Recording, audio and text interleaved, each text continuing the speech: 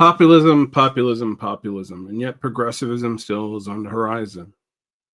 Welcome to Radical Engagements here at Varn Blog. And today I'm going to read a piece by Richard Hunsinger and RIvera Maya on public safety or self-defense, pondering the vicissitudes of the Mamdani campaign. It's in Negation Magazine, came out this September, and we'll get straight to it. And of course, the link will be in the show notes. Populism is the future of politics. Steve Bannon on Zohran Mamdani.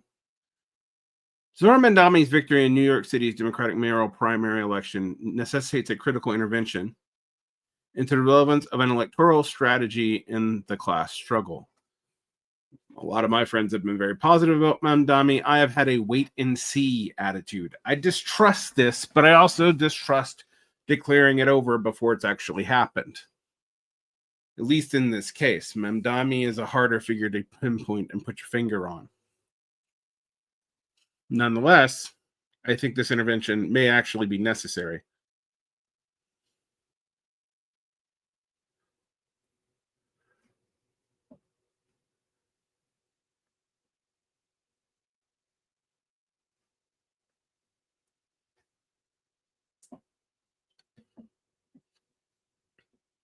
Some iteration of this debate occurs every election cycle in varying degrees of intensity. Oh boy, does it.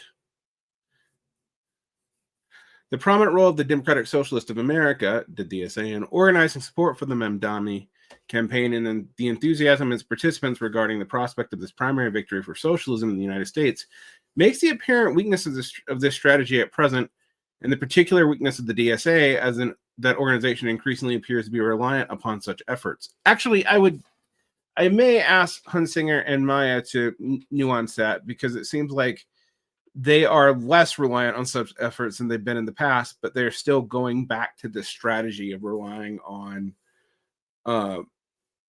localist executives.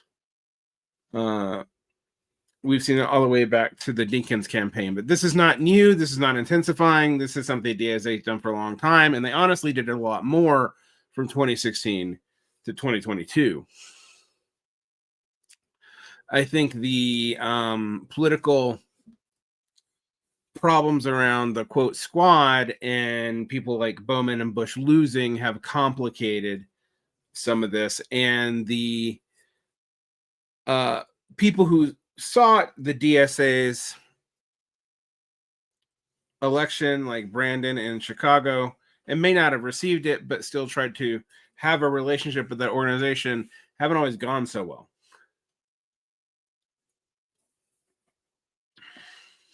In the present, the balance of forces in the class struggle, we find a split social movement, perhaps best symbolized by the present excitement over, yet again, a Democratic Party nominee promising reforms from a municipal executive office, and how it stands in tactical opposition to the uprising against the deportation regime's military occupation of Los Angeles by the proletarians of that region and liberals. It was also liberals.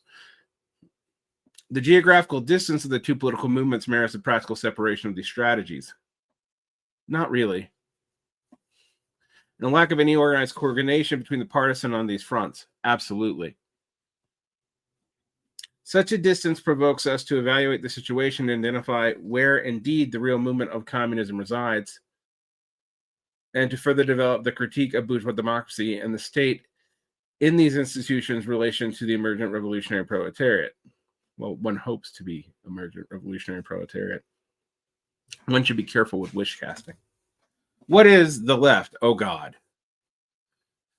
Not this again. Our present political reality is that no coherently organized left exists in the United States. No, but it doesn't really exist in Canada either. I mean, the NDP has subordinated itself to the Liberal Party for long enough, and the other various sects in Canada have not been particularly successful. You know, but why do the comparison thing? Let's see what we have to say here. I just find the idea that it's particularly bad in the United States to be both true and superficial, as it's often quite bad elsewhere as well. At least on the terms that such a concept is currently addressed. Well, what are the terms? While this claim may be controversial to some, no, it's de rigueur on the left. It is simply a fact that the institutional landscape of U.S. politics does not have any specifically left-wing party organization. That's true. And the existing formations and general terrain that will correspond to such are far from having any revolutionary orientation towards the antagonism of capitalist social relations that may or may not address. That's also true. Those that exist and do aim at a revolutionary orientation tend to be problematically separated from the base of mass mobilization. We call those sects, and yes, there are a bunch of them, and yes, they are. Forms of mass organization of the proletariat do exist, yes, they do, and are largely localized and predominant amongst the various economic sites of class struggle. Organs of the labor movement that are unions in the official labor movement of affiliated trade unions integrated into politics. Unionization efforts of workers outside this affiliation and the great majority of the workforce that is not organized. Sure. Vast network of tenant unions and neighborhood level housing struggles. Absolutely, although there's very little actual success in that domain either. Local formations that are primary community based or organized to meet specific needs and address specific issues that unfortunately are given to be subsumed into the NGO industrial complex. I added that. I've added a lot of comments here because I think they need to be added. Also, this is written in socialist academic speak, and I can translate it for you, but I am sometimes be like, be more specific, be more concrete. Don't talk about the abstract here as much. The smattering of explicitly socialist or communist organizations are largely of marginal size. That's true in all the Anglophone world. Almost none of these organizations are larger than 5,000 people. That's true in England. That I'm not as sure of in Canada, but I'm pretty sure of in Canada. The various left-wing nationalist organizations around the Quebecois, for example, have tended right over the last decade. Except for the DSA. Actually, 100,000 people is still a marginal size in a country of 320 million, but sure. Which has its most notable presence and impact in the electoral initiatives backing progressive candidates for office. I mean, arguably so, although, again, I would actually look at the success. It's not even the NDP. These efforts still struggle with the task of building a base amongst the proletariat. Absolutely, but all of this stuff do. Revolutionary potential amongst the proletariat in our present has largely been of a spontaneous character, hence why communization seems so appealing to so many people, seen primarily as defensive mobilizations against antagonism by police and the armed forces of the state, particularly ICE these days. The self-activity of the class has not been able to cohere in any organized formation because it does not have the institutions to even build a party, much less a party itself. The continuity of these uprisings as a political content of left politics relies upon various intermediary formations that possess formal organization in some cases, but not on the mass scale. Thank you. I mean, that's a very convoluted way of saying what I just said, but thank you for saying it. The fusion of revolutionary organization and mass mobilization is still at an early stage of its development in our present moment. That's optimistic. With this being the situation, we could say that what is at stake in the debate that we are engaging in is the very prospect of creating a viable communist movement in our context, the nature of its political content, and whether it is to become an element entrenched in the reproduction of capitalist social relations or a vehicle for revolutionary transformation of the social relations and conditions. Is it actually going to change things or not? Sorry, I'm just translating things for you. I know that there are times to write in academically precise, marxologically rich abstractions. I do think this may be one of them, but I do think it also is a limitation for the content to be concretized, meaning that it may be hard to figure out what to do with this information. This very statement of dilemma, however, reveals to us an actually existing difference in approaching the conditions for this possibility in our present moment. It is a difference that cannot claim as an official phenomenon because of a lack of formal organization, but one that is emergent in the practical development of the class struggle and articulated in the current forms of its organization. The essential stakes of this split are apparent in the differences between the struggle against ICE and the deportation regime developing in Los Angeles, that's already kind of spread and to some degree fizzled out. Spreading further into the mass deployment of federal forces into Washington, D.C., and the trajectory of the Democratic electoralist reform strategy in the Mamdani campaign in New York City. Where the former appears to be driving people away from the party politics of institutional state electoral machinery, the latter aims to develop a socialist political presence by taking advantage of a Democratic Party whose center is proving ineffective and obstinate in addressing the concerns of its base. These contemporaneous instances of political momentum crystallize the current separation that exists between left-wing organizations that is formed in the moment of the class's direct confrontations with the armed forces of the state, organizing in defensive mode that must develop in the anticipation of repression, and organizing that aims to develop a democratic path to socialism through engagement with the electoral terrain, claiming representation within the public institution of the capitalist state, and one of its parties in this case is not even a separate party. It's not even failing on the terms that say your party in Britain is failing, or stalling on the terms that say France Lamballe is stalled, although it could still succeed in France. It's not doing either of those things. It is subordinating itself to a weakness in the Democratic Party in the hopes that it can break that party open and apart. Now, I am a partisan, and I am friends with people in the DSA who are partisans of not doing this, but being legislative obstructionist as per the classical Marxist relation to the state, and only working on united fronts to prevent the development of further capitalist crushing of working class institutions, forces, etc. AKA, our role in electoralism can only be negative from my perspective. Any reforms that we get would be provisional because they would be subject to the same capitalist forces, such as the bond market, that all other capitalist forces have used to control social welfare in the past. Just something Marx himself explicitly warned about and was maintained until about the revisionist controversy in the SPD. And people who've listened to the show or know their socialist history know how that went.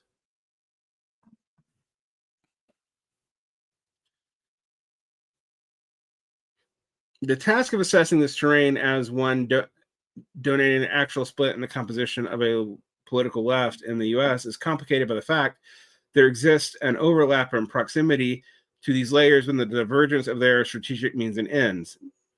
Translated into non-Marxiological ease, there is a contradiction here. And these contradictions are still in close proximity to each other and affect each other. It is not only the matter of individuals that either inhabit or work in proximity to both fields, aka a lot of the DSA, but that this kind of political blending within and amongst milieus demonstrates an interdependence between differing tendencies in the broader social relations that comprise the organizational landscape. AKA, whether we like it or not, we're in this together. And often we don't like it. Sorry, I'm having to put this in common person's language more than I normally do, but I do think this might be an important article, but is hampered by an overly abstract style. While there are some that may claim a mutually shared political objective between the two different currents in the realization of a socialist project given the apparent conditions of common antagonism with the capitalist class, we wish to assert here that there is an antagonistic relationship developing between these divergent strategies in the objective conditions of the class struggle, meaning that one actually conflicts with the other. And I think that's probably true. This developing antagonism makes necessary a critical evaluation of the unity of means and ends in practice. It is important not only to clarify the political content of the class struggle, but to objectively understand the capacity of the struggle to become one with the revolutionary communist horizon.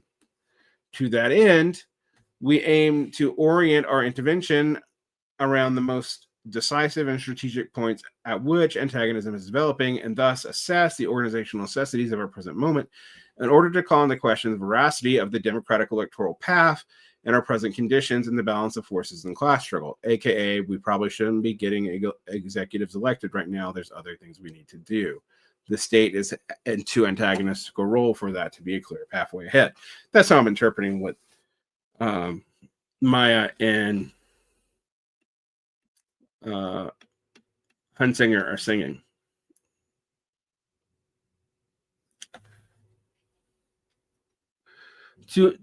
To that end, we aim to orient our intervention around the most decisive and strategic point at which this antagonism is developing, and thus assess the organizational necessities of our present moment in order to call into question the veracity of the democratic electoral past present conditions and balance of forces in the class struggle. What I just said. The decisive point is the relation to the abolitionist character of class struggle, abolitionists here being abolition of prisons, or the abolition of class itself. Not quite sure. That needs to be clarified in the writing. Let's see if it is. Or the orientation of the struggle towards police, the armed forces of the state in general, and the carceral institutional apparatus of the state. The necessity of deliberating this position within the class struggle is necessary, given its terrain is currently comprised of classes and antagonisms with police and classes and struggles with the carceral state, in which we see the reserve of militancy in the proletariat most manifest and activated. Yeah, you do get people fighting more against cops and other things. Although there's also a contradiction there, but we can come back to it. And the culmination in the Mamdani campaign of the Democratic Electoral Path capitulation of the abolitionist politics of public safety and its relationship to the occupation of state office. Oh boy. There's got to be easier ways to state that. It is at this juncture that we must not only defend the revolutionary paths of communism, but do so through a critical confrontation with the recuperative dynamics present within the class struggle that identify the limits of organizations to be overcome. You can cut that sentence down by about half its words. So I would say this is following. We need to critically deal with the recuperative dynamics that show up in the class struggle to understand the limits of where organizations are and how to undo them. I mean, this is some more elegant but hard to understand, and it's about 50 clauses long. Public safety and counterinsurgency. This analysis will refrain from going into depth on historical reconstruction of policing in the U.S. to make its point. That's good, because a lot of people get that wrong. We will instead posit at the outset that the socialist movement cannot approach the police as a public servants that act in a politically neutral capacity. Yeah, that's absolutely true. In the case of the Mamdani campaign, we are witnessing a problematic equivalence of policing with the functions that assume a social necessity of its institutions absent its political or class character, pretending that the police could be class neutral, which of course they can be. Just definitionally, they can't be. The extent of the campaign's platform on addressing the matter of its policing stands firmly in the camp of contemporary initiatives for reform. Against the claims of antagonistic media, candidate Mamdani often makes abundantly clear that he does not intend to defund the police, which probably wouldn't work anyway. And his plan has been developed in collaboration with the authorities in order to give a semblance of a sound and healthy working relationship. Probably because he's afraid of being accused of what David Deakins got washed up on the shores of 30 years ago. Also a DSA mayor of New York.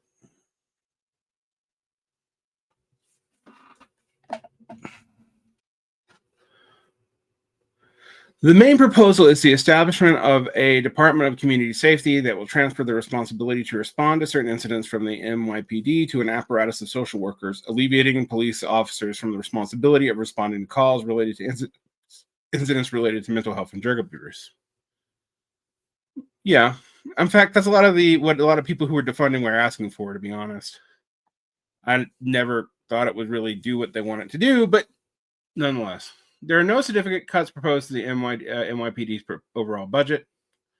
The main intervention on police brutality is a proposal to disband the department's strategic response group, a task force supposedly deployed to emergency situations, yet is actually used in the suppressions of incidents of political protest and social unrest, as well as response to mass shootings. These efforts are not proposed as a recognition of the need to curb both violence and political influence of the NYPD, but instead offer as functional proposals that will allow the NYPD to focus more on responding to and investigating the kinds of violent crimes that their institutional capacity should be reserved for, making the institution more efficient and responsive to public needs.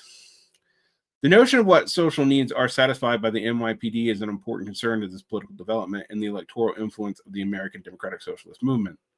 The recognition of a need is a matter of relations of society. And the development of any need is a matter of the political, economic, and social history through which it is articulated. Those are truisms, but they're true truisms, so sure. In a society where the capitalist mode of production prevails as a general condition of social reproduction of material life, such a history of needs is one that is necessarily a history of antagonistic relations of the class struggle. Needs cannot be simply accepted as they appear to us as a condition of our existence, but critically interrogated according to the recognition of their partisan class character, or even aggregate class character, honestly, and thus form a social reproduction, and thus a form of social reproduction that would be posited by the practical satisfaction of such needs. The need for public safety appears unobjectable on its face. It's kind of a concern that is the very expression poisons attempts to question what it means in concrete terms. It is a simple matter to point out that any number of violent incidents that people appear to be subject to on a daily basis, pulled from the headlines or from reports of official crime statistics, painting a picture of society in which a certain kind of order is not only necessary but desirable. It is an altogether different affair to approach public safety with a confrontation to the question of whose safety is being considered. That's actually important. How that objective is to be obtained, and what is the social character of the conception of order. I think that's important too, although maybe less important. Crime must be recognized as a political category because it emerges in the context of law, and law is created by politics. So yes, it does have to be recognized as a political category, just as much as its prevalence has an economic basis in the impoverished conditions for the proletariat. Sure. Although that's not its only basis, but it's its primary one. But okay. Even when concerns over public safety and crime do emanate from the proletariat as well as the petit bourgeois classes and capitalists alike, the concession to the need for police presence is more symptomatic of an underdeveloped political response to widespread violent abuses characteristics of the proletariat's experience of policing. Go on. Only this dynamic of political capacity of the revolutionary communist movement can account for the incoherence that appeals in attempts to grapple with the question, what is to be done about the police? Well, obviously, the historical answer was to replace them with a militia ran by the proletariat itself. I'm just saying that was the historical answer. But anyway, to address these questions and its relevance to the needs of proletarian organization in the present, we reconstruct a brief political history of the key dynamics and developments of police as an active antagonist force in the last few years following the George Floyd uprising of 2020. I think starting there is way too late, but I get why you are. The recession of a widespread recognition of abolitionism, so you did mean police abolitionism, not class abolitionism, okay, as a necessary position in relations to policing the carceral state is a significant development in the course of the broader political reaction that has developed since the uprising. Oh my God, you're using the uprising in capitalizations. Okay. Are you Canadians? I think you're Canadians. All right. The uprising was itself not a singular event, but a combination of the cycle of uprisings against the racist extrajudicial killing by police in the 2010s that positioned this side of antagonism into a more comprehensive social struggle, both within the U.S. and on a global stage. Yeah, sure. Totally true. After the initial wave of militant assaults on policing infrastructure and looting that spread throughout the whole of the U.S. subsided by mid-June of 2020, the revolutionary characteristics of the spontaneous movement transitioned into a series of intermediate localized flashpoints comprised of clear divergences between moments of proletarian unrest. I would like clear examples of that. And confrontations with the police. I'd like clear examples of that too. I think you're right, but you need to concretize these assertions. And activist initiatives that concretize these mobilizations into a definite set of local demands. What were they? The multiracial proletariat of the uprising, it was more than just a proletariat, raised the matter of of the abolition of police not as a mere demand, but as a need that could satisfy on its own. Really? A moment best exemplified by the successful seize and burning of the 3rd Precinct in Minneapolis. That doesn't replace the police. That gets rid of the police. And getting rid of a systemic problematic institution is not done in an emblematic event. Amongst this, the entrance of activist elements on the internet and on the streets in the tamer, more organized daytime demonstrations in the first weeks of the uprising began to effort to replace the slogan of abolition with defunding the police. Absolutely, and I actually thought that was problematic at the time. Abolition was a far more radical thing than defunding the police, and attempts to conflate the two, even done in academia, have mostly been a disaster. But I also didn't like what most people meant by the abolition of police, because they didn't actually posit the social mobilization needed to replace them beyond a confrontation with the police. Yes, crime is a political category, but some kinds of crime even socialists would have to deal with, and they are not just caused by poverty. You do need forces to handle it. There's been no socialist society that didn't try to handle it. But they traditionally handled it with militias created by the states of the revolutionary parties that existed afterwards, and sometimes those militias also had secretive internal policing branches like the NKVD, which we can go back and forth on whether or not that was good, but it's just a historical fact that it was there. Positioning the struggle as an antagonism could be redressed with an effective redistributive policy. Yeah, but it can't. And I think the authors would agree with this. I know I sound frustrated with the essay. I think I agree with it, although it seems to be both highly abstract and doing certain things that I like, making the proletarian character of the George Floyd insurrection / uprisings, I wouldn't call it the uprising because it was hardly the only one,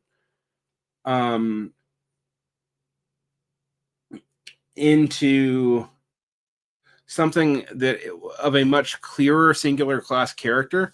I do think the proletarian antagonisms were in that. I want to be very clear on that. I'm not denying that at all. But I don't think it can be reduced to just that. There's a distance between the defund demand and the militancy of non-right racialized proletariat. Oh, we have a shift here.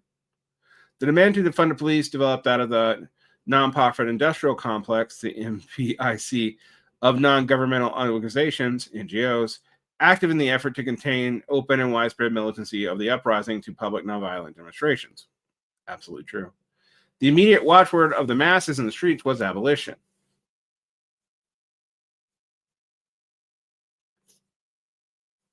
Sure. While the notion of abolition itself was a term popularized within the MPIC formations and often deployed to the end of advancing policy-based approach to the struggle against police violence in the form of non-reformist reforms, that's definitely pulling from the DSA talk. I would never talk of non-reformist reforms because it's a dumb category. The tactical development of widespread attacks on police and carceral infrastructure gave concrete dimension to the practical implication of the abolitionist program that exceeded the form of its discursive containment. It did, okay, sure, but it also exceeded the form of one class, any one class, including the proletariat, depending on what you mean by it. The strategy of non-reformist reforms, exemplified in 2020 by the 8 Can't Wait or 8 to Abolition campaigns, does not provide theories of organization, but takes for granted organizational forms that are not based on building power amongst the revolutionary proletariat. Okay, they're not parties, unions, tenants groupings, community watches, proletarian militias, etc. That's the kinds of organizations I think they would be calling for. To focus on defunding the police on the basis of local municipal initiatives became an essential maneuver to walk back the escalation of the struggle set forward by the militant mass mobilizations. Yes, which is why people have misunderstood my critique of the defunding stuff. I'm like, defunding things and leaving the people with guns in charge does not do what you think it'll do. And equating that to abolitionism has always been a way to soften what abolitionism calls for. But neither is abolitionism just replacing police with groups of free roaming therapists, or even, angry mobs wanting revenge. It would be an organized force from the organized organs of the proletariat, which did not exist at the time of the Floyd uprising. Meaning, there was no revolutionary groupings that could form a party to call for revolutionary militia to actually formalize and maintain the riot and uprising against the state. So the spontaneous character remained spontaneous and as such fizzled out. And what was left of it was almost instantly recuperated in a far deeper way than the other prior uprisings, which is why I don't like calling it the uprising, because it also was recuperated faster. Needless to say, this attempt to compromise was still met with an open and violent hostility by the police. Of course it was. who themselves took up the slogan of defunding the police as a cudgel to wield against liberal and progressive election candidates alike in the years to come, successfully, I may add. As police themselves in various cities would stage stickouts and work slowdowns to demonstrate collective power as an organized labor force against municipal politicians being pressured by protesters to act on police reform. One of the ironies of strikes there is that they work, at least in terms of reforms. The prominence of the conciliatory demand of defunding the police within the 2020 uprising and its afterlife is not reducible to the mere competition of slogans. No, it is not. It was a real concession with real recuperation. The epiphenomenal appearance of such demands and the contestation emanated from the combined strategies of hard and soft counterinsurgency against the social forces of the uprising, itself politically indeterminate. Thank you, because it was politically indeterminate. I think you needed to state that a little earlier because you were stating it as, it seemed like you were stating it as mostly an expression of proletarian anger. And I think it was that, but it wasn't just that or even mostly that. At least not after the first few weeks. I think it probably was mostly that in the beginning. That being a thing of first the racialized working class anger and then the general working classes anger, which is why you had so many white people participating in it in the United States. Thus enabled to programmatically set or advance any demands beyond what could be communicated through its tactical developments. Absolutely. That's a great point. You're winning me back over, SA. This extensive deployment of armed forces against the uprising and the dragging out of state and federal prosecutions of its participants developed alongside the public prominence of reformist initiatives and the direction of potential insurgency into policy proposals, partly because it kept you out of prison.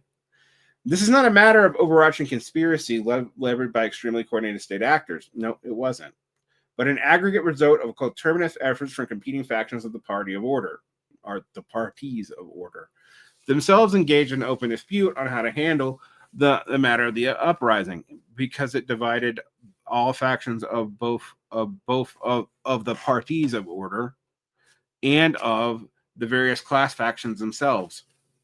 The single point of convergence upon which conservative and liberal forces of the party of order could find agreement upon was the essential support of the police, as the presidential election of 2020 and the ensuing political developments demonstrated in the ongoing competition between candidates for office on the bona fides of their commitment to public safety.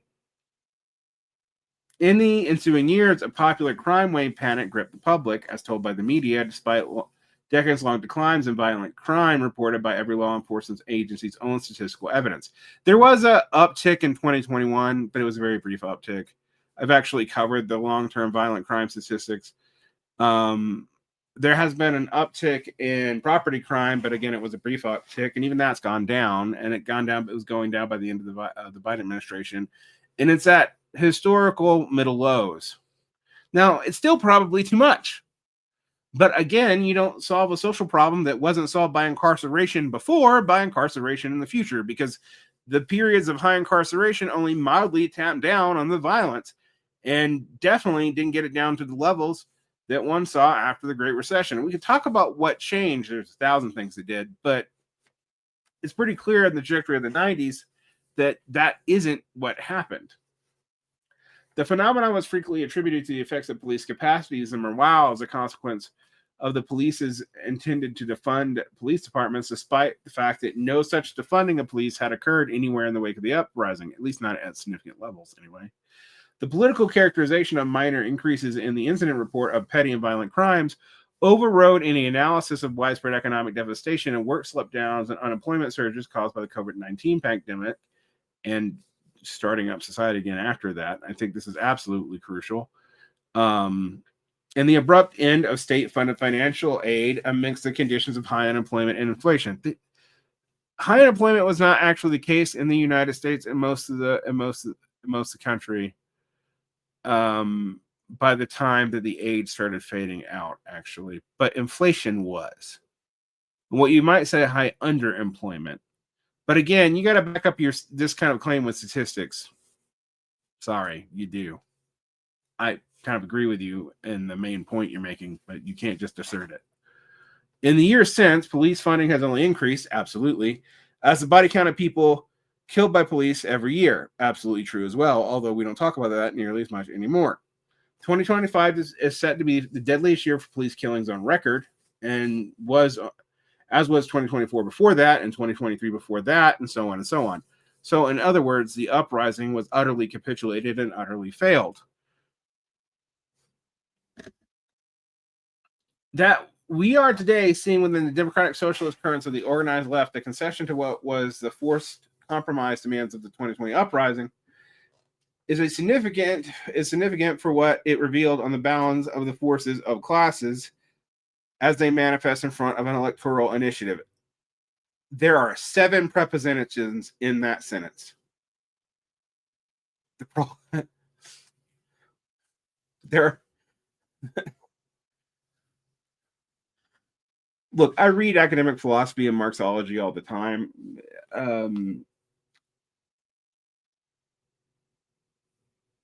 I think it is much better to be direct about these points. It is hard to be direct in a sentence with that many clauses. Maybe it's just the English teacher and me talking, but I am from the blue collar proletariat, so as my class background, and I prefer to be spoken to directly. This also casts into relief the fact that the democratic socialist currents of the organized left in the U.S. were never demonstrably present force in the uprising. That is true and was weird. They really came late. Nor are they typically present in organizing such a situation of heightened direct confrontations with the armed forces of the state or undertaken by proletarians, aka fighting against ICE. There's a little more of that, but still, the exceptions were actually civil society conflicts like Charlottesville, where the DSA really showed up en masse. But that's actually a good point.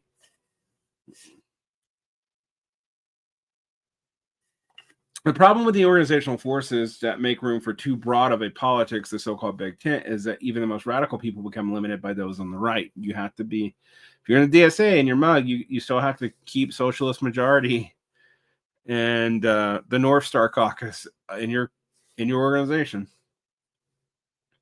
The gravity in the organization is held in the right wing because the organizational form's practical orientations and liberal democratic principles through the engagement with electoral politics is not sufficiently differentiate classes. Well, not as long as they're in the Democratic Party anyway, or the antagonistic relations of their respective needs. I would agree with you, but I would think it would be good to give examples of that beyond the case study you're given, but we can debate that later. The moments where the DSA had the opportunity to support and connect with militant masses, they have failed to do so. Most groups have failed to do so, except NGOs. But NGOs do so to recuperate. I don't know what to make of that.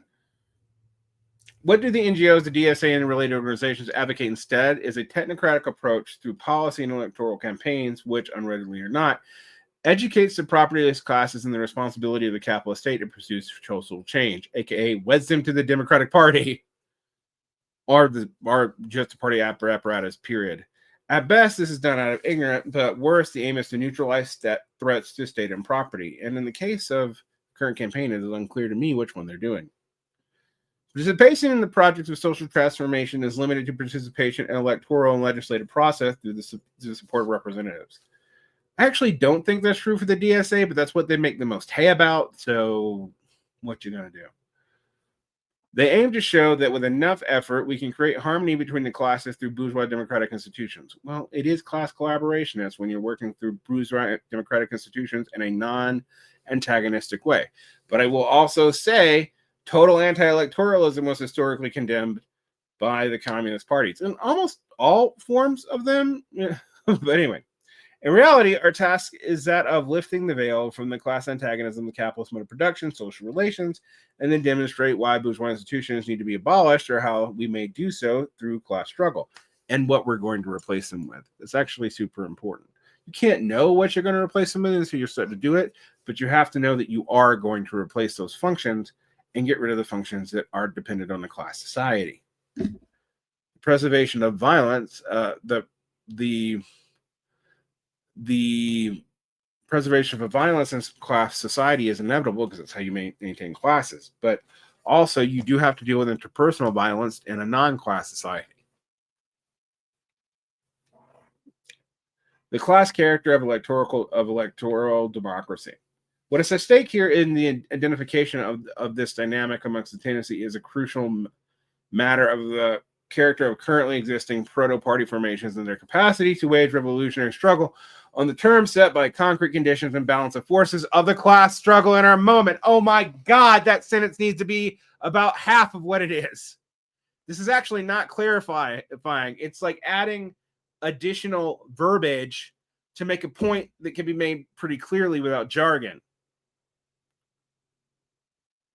It is not revolutionary or anti-revolutionary to speak in total abstractions like this, but it does muddy your ability to communicate what you're trying to get to. And honestly, it is a kind of cultural capital, and it's weird for communists to do it so much.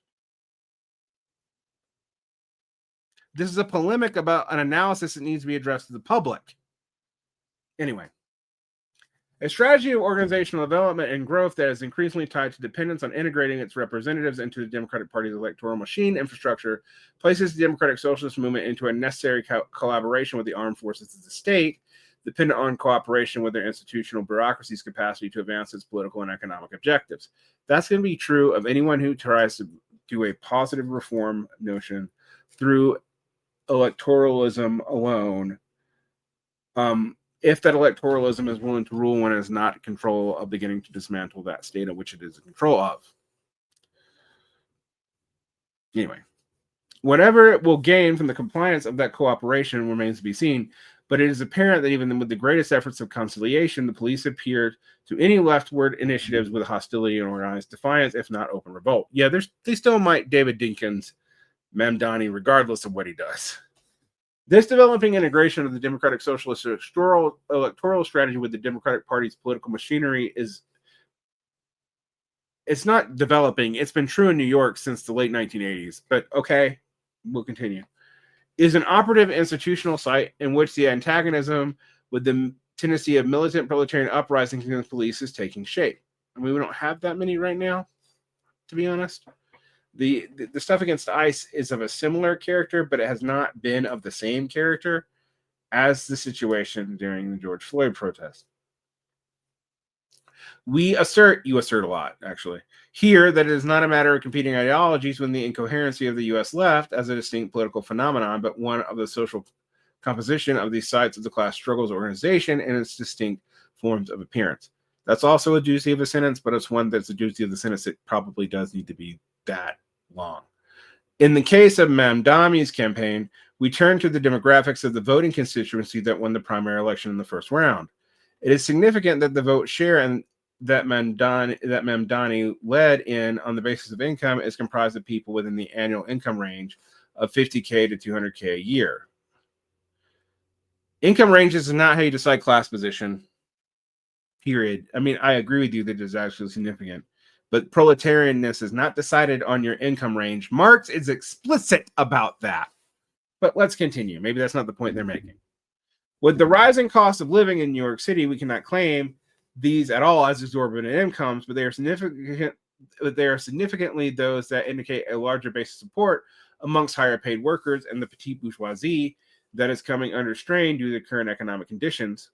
Absolutely, that's true. Although which areas of the petite bourgeoisie would be more interesting to know. I don't know how we'd figure that out from current stance. It would just be interesting to know. A development of degrading conditions for the possibility of middle-class life in the U.S. and globally since the 2008 financial crisis. Absolutely agree. Okay, you made an okay point here.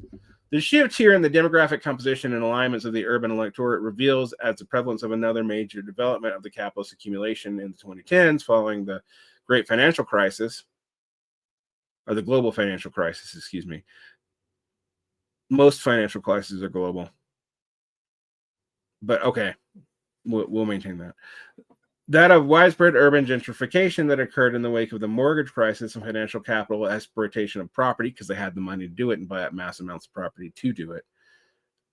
Actually, though, it was often started by universities. We'll come back to that later. Leading to a concentration of property holdings and asset management firms and a significant growth of market power amongst real estate capital, which may be finally hitting a limit, but we'll see. It's hit Canada and other English-speaking countries as hard as the United States. The exorbitant rise of rents and the intensification of evictions and racialized concentrations nationally have fragmented and dispersed the historically urban proletariat of the United States. They were already heading into the suburbs, though, even going as soon as 2008 happened.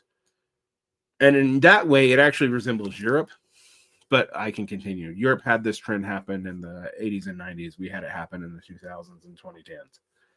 It is notable that this tendency of demographic displacement of the non-white racialized proletariat, of which was seen through the 2010s as suburbanization and poverty, accelerated in the post-COVID economic fallout, with rents increasing exponentially amid rising unemployment and inflation, despite relative wage increases. Which period are we talking about when it talks to unemployment? You keep on saying this, and the unemployment actually did not rise in the United States that much as opposed to other places. What you had was employment stagnation. But anyway, we were to wonder why today, where the militancy of the 2020 uprisings has gone in the ensuing years, we must look at the pattern of intense spatial displacement and economic degradation that has assaulted the proletariat that took that initiative.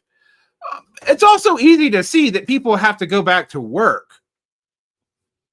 I mean, the amount of people who were shut out of work during that time period was a lot, both in the quote blue collar working class and in the quote white collar working class, or at least the white collar worker class have more flexible hours than working at home. Now we actually are seeing economic degradation, and we were then too, but you did not have a lot of people with leisure time now. To me, that's like as much of import as spatial displacement, particularly when you're contrasting LA and New York, both the most intensive areas of finance capital in the United States. The Bay Area may be competing with that now, but still, you're still dealing with the coastal intensification of that set of trajectories. All right. Finding itself as a force in the uprising within and against the struggles by the very conditions throughout the 2010s.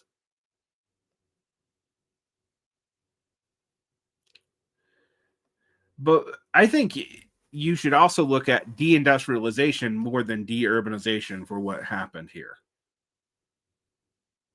But that puts us beyond the scope of this long, this period that seems to start the investigation with the 2010s. As such, the changing demographic of urban electorate in the U.S. is reflective of the dynamic displacement, gentrification, and intensified economic burdens, in which it mirrors Europe, which had gone through this in the 80s and 90s, as I said earlier. The proletariat largely remains absent from the electoral situation, but as a potential base to be mobilized by those class strata that are most targeted and appealed to by the electoral party machine politics. The petite bourgeois elements that found themselves in a moment of alliance with the militancy of the proletariat and the uprising channeled the urgency of that political movement into a mere confrontation with Trumpism and the disillusionment with the Biden administration from its inability to mitigate inflation and its active participation in the genocide of Palestinians that has become a ferment for politics of affirmability and national economic interest to gain ground. For this is the limit of the horizon of middle class as it mediates the struggle of self-preservation amidst the contradictions of the general crisis and imperialist wars. Okay, you're going back and forth between class modes. Middle class is a mode of economic distribution. Working class is a mode of economic production. There are working classes in the middle classes and vice versa. Those are two different class modalities. They're from different structures. Now, there are middle classes in Marx, but again, they aren't demarcated by income the way we talk about it in the other parts of the Anglo-speaking world. Now, I agree with you about the contradictions of general crisis and imperialist wars, assuming that I know what you mean by them. But you're going back and forth between modalities without even realizing it. And you're still being very abstract. Like, when you say the middle classes, you don't mean the petit bourgeois. If you're going to be specific, be specific.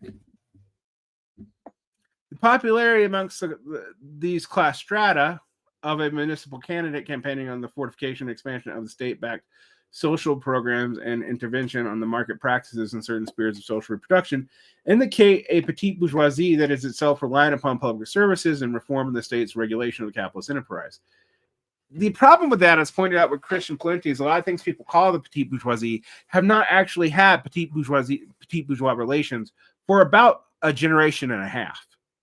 Meaning that professionals which used to own their own means of production now work for wages. That's been a large part of this, but they still act in a similar consciousness to the petite bourgeois strata. But that's because they have state and municipal support in the way the petite bourgeoisie want. But what different kinds of the petite bourgeoisie want and what the professional wants are actually one of the driving divides in capitalist politics in America. So pretending or asserting that they are just all petite bourgeoisie is not going to clarify what is actually happening. So again, can we stick to a singular, or when we jump from Marxist modalities of class, can we do so? When you say, in your case, petite bourgeoisie is relying upon public services and reform of state regulation, which part of the petite bourgeoisie are you talking about? It's not bodega owners in New York. You're talking about professionals who often do not own their own means of reproduction anymore. Whew. Okay. This aspect places it in a tenuous alliance with proletarians that are dependent upon such programs and policies. Yes, they are. And this is true. But it's also because a lot of them have been proletarianized already, but see themselves as more labor aristocratic elements within that. Maybe if we use classical labor aristocracy instead of like post-60s definitions of labor aristocracy, which tend to be overly broad, to talk about some of the limits, we could see why there are tentative alliances between downwardly mobile labor aristocratic factions and elements of parts of the petite bourgeoisie that also overlap with the needs of the poor proletariat, particularly blue-collar ones. However, that requires a pretty fine-grained class analysis and acknowledging when we're talking about things in a distributivist liberal way and when we're talking about it in a productivist or Marxist way. I'm not saying productivism is the only way Marxists organize themselves, but I do think you have to admit that Marx's understanding of class is related to production, not distribution. Okay. Although it affects distribution, obviously. But here would be the critical of the limits of politics of affordability. 1, 2, 3, 4 prepositions, and the class collaborative character of such populist programs.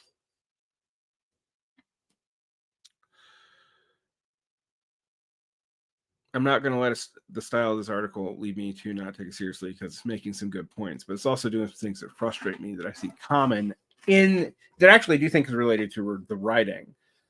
Stating things in this abstract level often makes it hard to be clear about what you're talking about. And you, instead of delimiting them with concrete examples, which prove how the abstract goes back to the concrete, the classical Marxist way of doing it, you stay in the level of having to limit it by limiting your clauses in your sentence. It's a rhetorical thing. And I know for a lot of people, this makes no sense, but it actually does have implications for trying to clarify what you mean.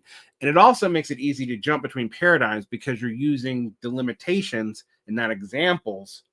Delimitations clauses like the limits of a politics of affordability and the class collaboration character of populism.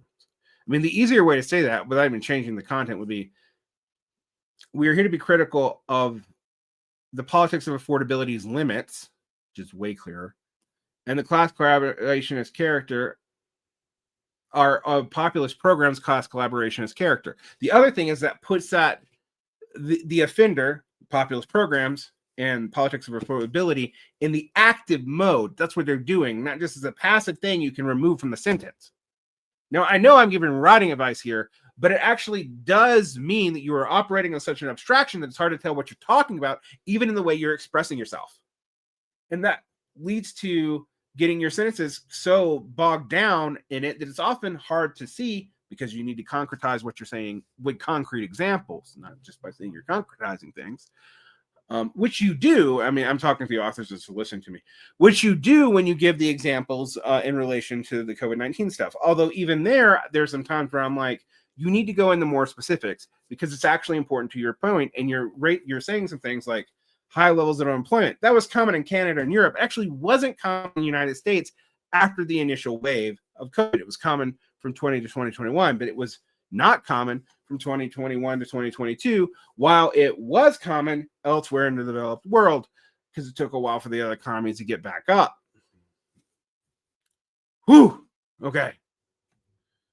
Within this paradigm, the claims amongst the democratic socialist tendency, there's more than one democratic socialist tendency. I do find this is weird. There's actually more debate around this within the DSA now than there was in 2016. This is not a new development. It's an old development that's still continuing on. In fact, this was the primary way the DSA organized itself from Harringtonism up through Bernieism, to add isms to people's names, but it would help you understand the periodization here. And this is being done right now, but it's more contested within the DSA itself right now than it has been in the past. That is still being done is actually bothersome, and it's why I haven't joined the DSA, to be frank.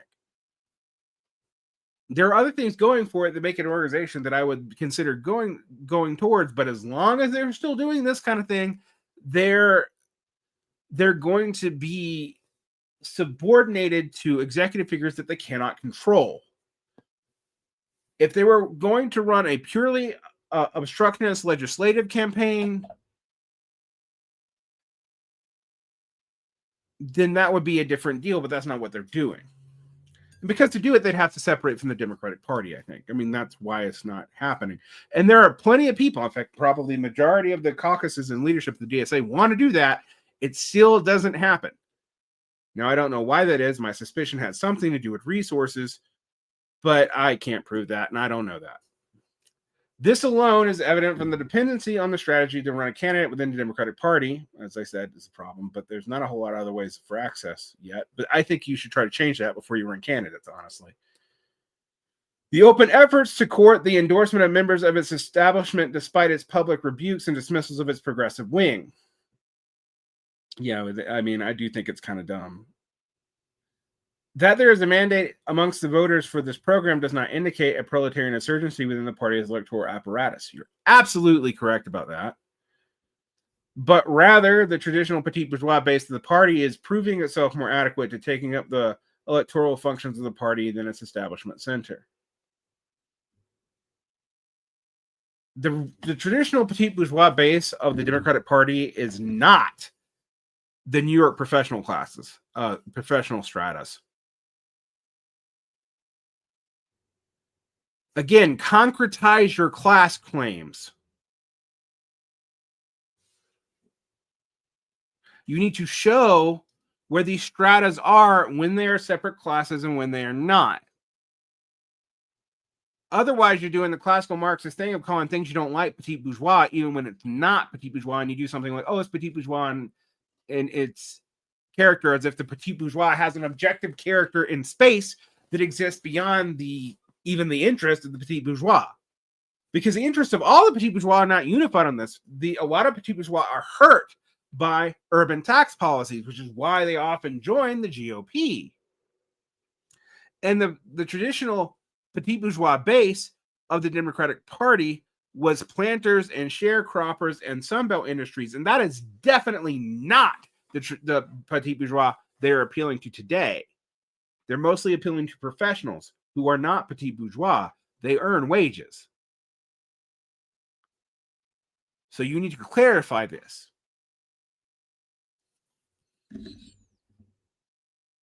There's a mandate amongst the voters for this program does not indicate an important insurgency within the party's electoral apparatus. I still agree with that, though. Rather than traditional petite bourgeois base of the party is proving itself more adequate to take up the electoral functions of the party than its establishment center. It's not the traditional. This petite bourgeois base is not the traditional petite bourgeois base of the Democratic Party. If you're talking about the Democratic Party before Bill Clinton, its petite bourgeois base would be a lot of people who are now in the Trump coalition, frankly.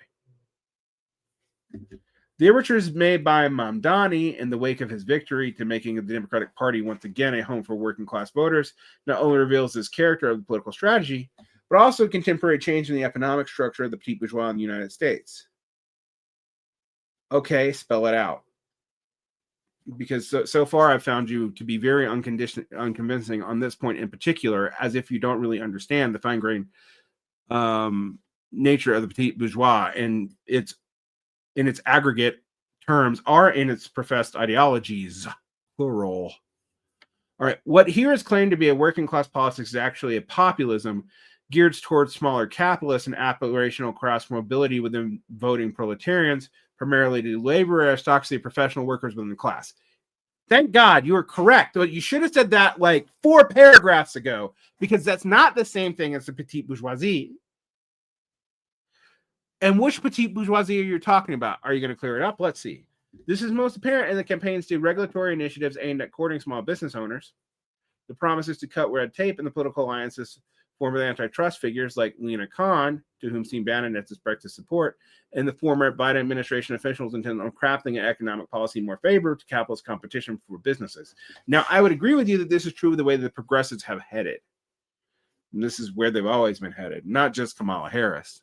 Kamala Harris actually favored bigger capital than that. And I also think you're right with Bannon and the problems with populism here. The problems with populism is that it is class collaborationist, but often dependent on classes that are in such decline they won't live that long. See the People's Party's dependence on sharecroppers in the 19th century, and when that started to end out, what happened? Well, they joined the Democrats, which is actually the beginning of incorporating those elements into the Democratic Party coalition, even before it was exacerbated by the Popular Front period in the U.S. and the Communist Party support of the Roosevelt administration.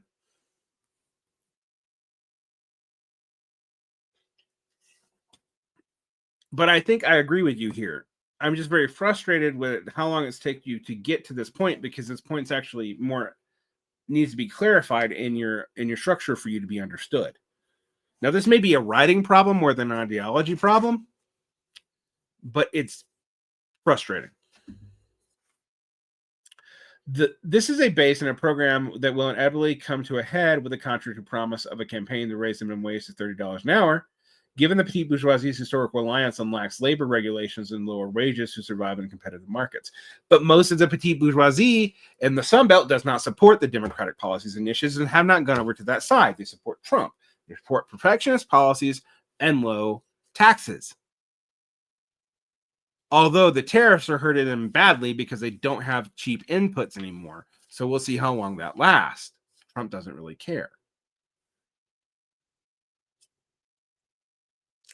But I still think the broader point is true. This is a class collaborationist problem, and it's actually one that dogs Social Democrats forever, and not just here, and not just in the DSA. Okay. Where populist political strategies aim to create a coalition across classes for the general benefit within the state, it absorbs the violent contradictions of the capitalist social relations into itself and will soon be forced to choose which class it is most loyal. Historically, this goes to the petite bourgeoisie as its primary voting constituency. The petite bourgeoisie is not the Democratic Party's primary voting constituency. It's never been the Democratic Party's primary voting constituency. Its early constituency was the large planters of the South. That's why it supported slavery. Its middle constituency was Sunbelt industries that were labor intensive and needed low labor costs. Not petite bourgeoisie, but textile factories. You know, when the South was acting as America's internal, what we would now say is Bangladesh. The encouragement of the petite bourgeoisie to join these policies is really a factor that was mitigated by neoliberalism, creating a lot more contradictions within the petite bourgeoisie itself. And this, I do think, is a limitation of your analysis. You are 80% correct here, but you need to push it further. Maya and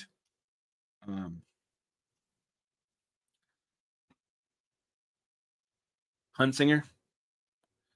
And also clarify your sentence structure.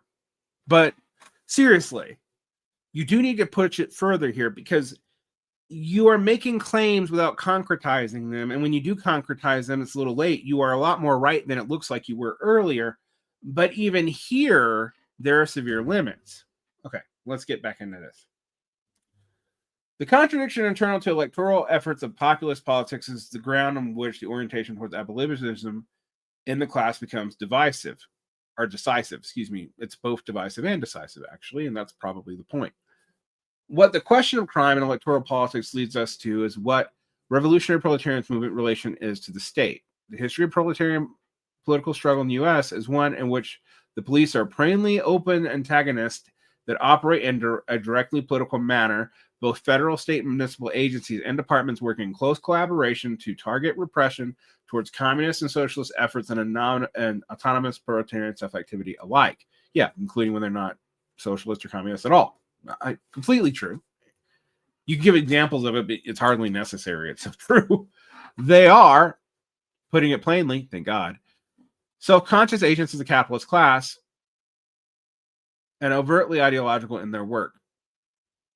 Well, in so much as they protect property, yes, and that's what they think they do.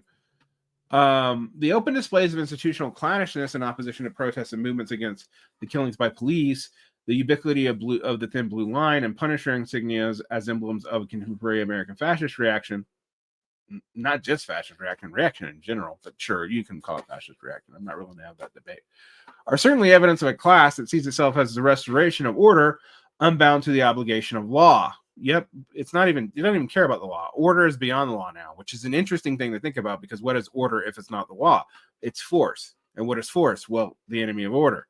So what it is just the naked assertion of a kind of pre-liberal state force, as opposed to the more normalized curtailed forms of state force that you see in liberal societies. It's a regression or a decadence function, but it's still there. But that doesn't mean that the prior forms of the normalizations of force and it's hiding it in liberal societies was good. Anyway, I think I agree with the authors here. I agree with the authors in a lot of this. I know I'm being harsh in this article because there are some real holdups from class analysis here that I think really need to be backed up and not just asserted. Because I think if you back them up, you'll see that they're even more nuanced than they're presented here, but even here, they're more nuanced than they initially read. And that's the problem of writing more than what they're actually arguing. That might be a problem of drafting together, and I don't even know what the original language of the composers are. I'm assuming it's English, but I don't know that. And that may be part of the problem here. All right, this is becoming increasingly apparent as we observe the general cooperation of local police and the efforts of the Trump administration to federalize law enforcement functions on the street level. Actually, that's a very good point. That's probably one of the best points you've had. You have some good points in here. Thank you. What began in Los Angeles as a militarized apprehension of migrants is extending to D.C. with open threats made to other cities. And it's been amazing how much local police have been willing to give up their authority to do that, which does indicate what these authors are implying. The concern then should be the obvious to the proponents of the Mamdani campaign as a socialist strategy, is that how the hostility of police to reform agenda will be met. Yeah, even the concessions to them won't be accepted. It just won't. There's already numerous instances of such responses occurring nationally. Thank you for bringing up Dinkins now. And even the NYPD's revolts against Mayor Dinkins and the more recent antagonism to Mayor de Blasio show an imminent threat to what candidate Mamdani will attempt to do and has already failed before. Thank you. Throw that up a couple of paragraphs.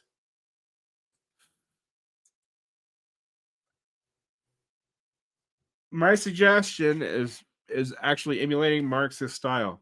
Concrete to abstract to concrete. Actually, the form of the dialectic too.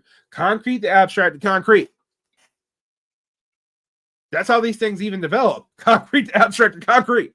Anyway. I feel like I'm yelling at people who agree with me because I can't tell they agree with me. Is the DSA an organization that is adequate to engage this class struggle on such terms? Parts of it are and parts of it aren't, frankly. And that's we got to see how it's going to settle out. But the enthusiasm for the Mamdani campaign, instead of even just a wait and see attitude, has been one of the things that have worried me. This question of the defense of mutual electoral socialism in this instance is thus not only pressing concern, but that such a question raises, for it causes an even deeper interrogation. What becomes clear in asking this is that within the democratic socialist tendencies, it's not one tendency. Be more specific. I would say tendencies between the democratic socialist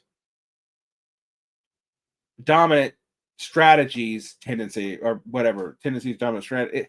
There's not one tendency in the democratic socialists, and this is actually not even super popular in all the democratic socialists, even though Mamdani is. Although I think that in and of itself indicates a weakness in even the more left-wing orientations within there. And your point about right-wing capture, even when they're not the majority of the organization anymore or the majority of the leadership, is actually the most important point you made. Whew. Okay. This is me agreeing with something with 85 caveats. This aspect of democratic socialism is under development as a political tendencies,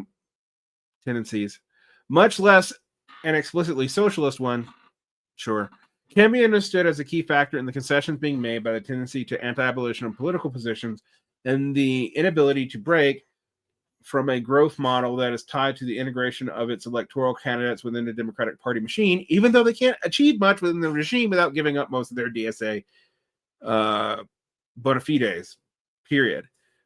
Absent such an explicitly revolutionary and combative strategy for mass proletarian organization, yeah, I've always asked, why doesn't DSA have a militia? Even if it's not an official one. The DSA's political positions will likely continue to flounder on policing. There will be no basis to enforce such hard lines on elected candidates it supports. Thank you. I've been trying to actually say that for 4 years. I mean, I feel like this article and I are like 80% copacetic with each other, but I'm very frustrated with how it gets there. The danger here is of a proto-party formation and attempted model for mass organization that itself has no capacity to wage class struggle on terms set by very conditions, such as is what I would add here and go into detail, but I still agree with it. Yet this alone, at its core, a problem of social composition of the organization and its growth model, which means it comes from various. I mean, one of the reasons is its growth model is dependent on the most progressive areas of the United States, which is also where it has to fight the hardest, and that's a paradox that it can't seem to reconcile. If it wants to grow amongst the proletariat, it has to grow in places where the Democratic Party is not traditionally strong. Even though there's, yes, a lot of proletariat in the urban coastal strangleholds of capital, LA, the Bay, Washington, Seattle, New York, there's also a whole lot of areas where they need to grow where that isn't the case. And yes, the DSA is doing that, but without a clear strategy of how their electoral strategy will even affect these non-progressive areas. It does lead to the non-progressive areas actually, ironically, being more militant than the progressive ones and more given to more radical politics, but they don't really have a way to really do much with that except for maybe coordinating with unions, but a lot of those areas don't have strong union presence either, since the unions themselves are concentrated in progressive areas that were protected by the First Compromise and not totally gutted by neoliberalism in the 1980s and 1990s in the United States. Whew, that's me going through history very fast. All right. The developing discontent with the Democratic Party has maybe shifted potential allegiances of its electoral base, but it's not changed the social character of that base. Probably true. Although which base where is important. In this shift, we can observe a direction that is worth taking seriously as a possibility. The attacks on federal grants as a funding source by the Trump administration had a potential to open up a vacuum for the role that NGOs played in the mobilization of counter-insurgency and soft power amongst the petite bourgeoisie, and leaves its social base looking for places to turn for progressive politics. This is strategically absolutely correct, and I've wondered why no one's done much with it. Good job. I'm moving you from 80% to 90% approval, despite my disagreements with the way you're talking about petite bourgeoisie, because even those were often closer to what I think than you initially stated, but it took you a while to get there. Given this situation, there's a possibility that mass organization like DSA could become a home to this energy in itself organically take up a counterinsurgency function led by the NGO and the 2020 uprising and the uprisings through the 2010s, like the NDP did in Canada. Cough, cough, cough, cough, cough. All right. Channeling the political energy and institutional crisis brought about by the self-activity of militant proletarians into electoral mobilization of petite bourgeoisie for the Democratic Party. In fact, I kind of thought they did that in 2020, honestly. This danger currently exists not merely as an exogenous potential, as an outside potential, but as what is clearly already the general trajectory of the DSA and its inability to break from its candidates' dependence on the Democratic Party affiliation, quite apart from more left-leaning outcomes of the organization's internal factional struggles. Okay, you finally mentioned that. You're correct. And I think that's the problem, is even the people whose politics are closer to what Negation Magazine is advocating, which does exist in several different caucus factions in the DSA, they don't really drive this, and they do seem to get on board for these electoral campaigns more often than not, with the exception of maybe the Communist Caucus and the Left Socialist Caucus. And I don't know what Wedstar is doing about this, but in general, it's something they can't really separate from. Even when they critique Ramdani, to me, it should have been obvious that this was the most likely way it was going to go, because it's gone this way so many times before. The need for self-defense, aka militias. Militias. All right. It is here that we make it explicit our position that in the U.S. context, it is a mistake to organize a strategy of proto-party organization and development that assumes political freedom in operation and does not anticipate violent repression by the state in the manner by which it forms its organizational practice. We're definitely seeing that now. This was released in September. It's all the more prescient today. I think I'm going to like this section more than the last one. Are in the ultimate achievement of developing socialist political movement as a transitional program towards realizing communism, there is a certain... That's some Trotskyist baggage right there. Transitional program. I'm a minimum program guy. Maximum program guy. But anyway, there's certainly a history of democratic strategy in the past and present, socialist structures, but the historical conditions and balance of forces in the class struggle in the present day U.S. is distinct in a manner by which the political institutions of the state are insulated from proletarian influence, much less representation. That's absolutely true.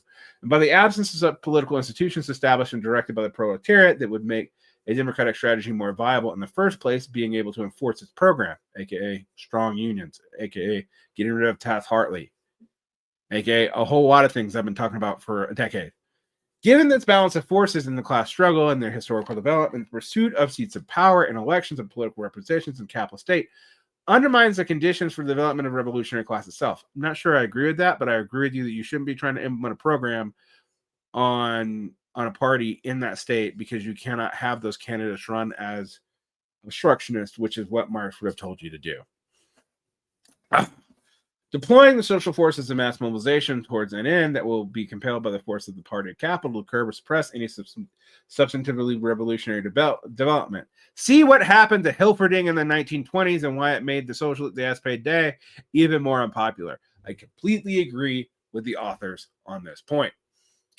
The necessity of an abolitionist position in relation to policing and the carceral role of state is thus not for any moral concern of the character of the struggle in which we wage. That's been my point for a while. It's not about morality.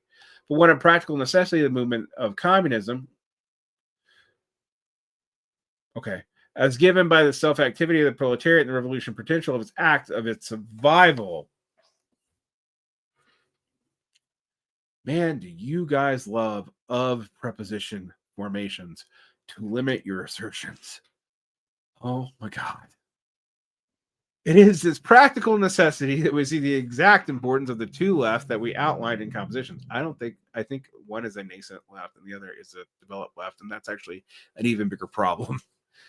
The development of these tendencies within the reformist and revolutionary camps of the class struggle are interdependent in certain ways. Absolutely. And they're both frustrated in certain similar ways. Partly because of lack of organization that is not subject to these other things. See the spontaneous not being able to manifest anything that lasts, and other fetishizations of the spontaneous, like parts of the communization tendency. And the actions of their collective activity will have consequences on each other. It is in recognizing this that we posit the necessity of our critical stance and the articulation of that position to better understand the antagonism that's developing and the intensification of the class struggle and polarization of forces that is occurring in their respective relations to the matter of confronting the armed forces of the state. States armed forces. States armed forces. This confrontation is already occurring and will be decisive in both the overall achievement of revolutionary communist project and the transitional efforts towards socialist organization. I don't know that these guys are Trotskyists, but whenever I see transitional efforts like this, I'm always wondering if there's a Trotskyist theory underlining it. And then what do you mean by transition? Because Trotskyists don't agree on that. But maybe it's not that. Maybe this is some third Althusserian thing that also involves transition towards communism. I don't know. In fact, I would love the authors to write me and tell me what they mean. And I do think people should really read this essay. Obviously, that's why I'm reading it, although I am doing a little bit of like getting frustrated with parts of it. often these authors, as I go through this, actually address my complaints, but indirectly and way further down in the essay than they probably should. But it is there. All right, this places us in a position now where an elaboration of the dynamics of a revolutionary party formation adequate to the struggle is crucial. I would love to know what it is. This essay can neither be the final word on the matter, no it can't, nor do we pretend to, as two people, possess the complete knowledge of all that is essential to the fulfillment of that task. Absolutely you don't, and I'm glad you mentioned that. Today, the proletariat finds itself in a disorganized state, pretty much everywhere, actually. There are virtually no forces that match the past forms of proletarian communist internationalism. Yeah, and also, there's no concentration on proletariats in a similar way like there was in the early and middle 20th centuries, which makes returning to those forces really hard to do. Rather, we observe is a loose aggregation of activists projected into an imagined unity according to affiliated ideas, aka ideological sects, not actual movements, not a revolutionary proletariat as an organized class, particularly an organized class for itself. I'm adding the last part, but it's important. The social existence of classes in the capitalist mode of production is their realization as distinct forces of their respective relations to the process of production and appropriation of surplus value, aka you can't have class society without classes, particularly capitalist class societies, which necessitate a society of owners and a society of workers who only own their labor power, at least as a way of productive capital. The social relations of production are made concrete in the realization of the state as an essential unity of the capitalist class's various factions engaged in the project of reproducing the conditions necessary for ensuring the sale and purchase of labor power remain the fundamental terms for proletarian social reproduction, aka why there's a working class at all, and the expiration of this lifetime as surplus labor, the terms of the social reproduction of capitalists in the various layers of society that subsist off the appropriations of these shares, aka you only get part of what you put in, and then there's people who subsist and grow rich off of the other parts that you don't put in. That they don't put in, but you do. Excuse me. This very historical form of the social existence of classes, at least in capitalist society, there are other forms of the social existence of classes. The notion of proletariat that exists in itself as a social reality and can possess a distinct interest in the relations of the organization of exploitation and oppression by the state of the capitalist classes, positions the practical satisfaction of needs of proletarian classes and antagonism to these institutions. The negated condition of existence is the starting point of the proletarian's organization as a class. Yep, that's more or less classical Marxism. At this stage of conceptualization, the starting point is one in which a class in itself initially exists in a state of disorganization, aka it's just an aggregate. The negative image of the class and its relations to the state of capitalist classes is what posits the organization of proletariat as a necessity, aka it becomes some kind of collective that has agency, not just an aggregate. So it moves from in itself to for itself. But it is here only apprehended as an immediate condition, and as such, the question of the necessity of forms of organization remains abstract. Yeah, it's pretty abstract in Marx too. I mean, that's why Marx's talk about party stuff is actually very vague. It is only clarified by the intensity of class struggle in which the balance of forces engaged can be recognized most acutely. So you have to do stuff to change stuff to see what you need to do and what form you need to take to do more stuff. I'm just putting that in everyday person speak. But this is not an automatic process. No, it's not. For the spontaneous outbursts of left struggle to their own devices will not yield concrete direction, much less one of a revolutionary character. But they'll say an outburst of struggle left to their own devices, not left struggles. But although they kind of work. The capitalist state cohered in an era of bourgeois revolutions for what those contending classes could realize of their own condition in the organization of production, relations towards production, realization, valorization of surplus value, aka the generation of accumulating abstract labor in the form of surplus value and turning that surplus value into a value that can be used to access wealth. So, concrete, abstract, concrete. Just remember that movement. Concrete, abstract, concrete. Maybe write that way. Concrete, abstract, concrete. All right. Such a logic is what undergirds the degree of consciousness on which the party of capital comprehends its historical task, and so much that it does comprehend because the forms of capital are also at odds each other in a crisis. The only thing they agree on is who they should keep working.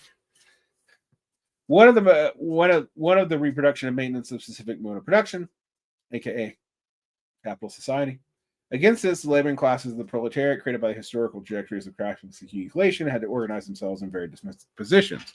As a form of protection against capitalist ceaseless drive for surplus value that degrades the proletariat in the conversion of its many lifetimes into social substitutions of potential labor value time to be exploited by capital.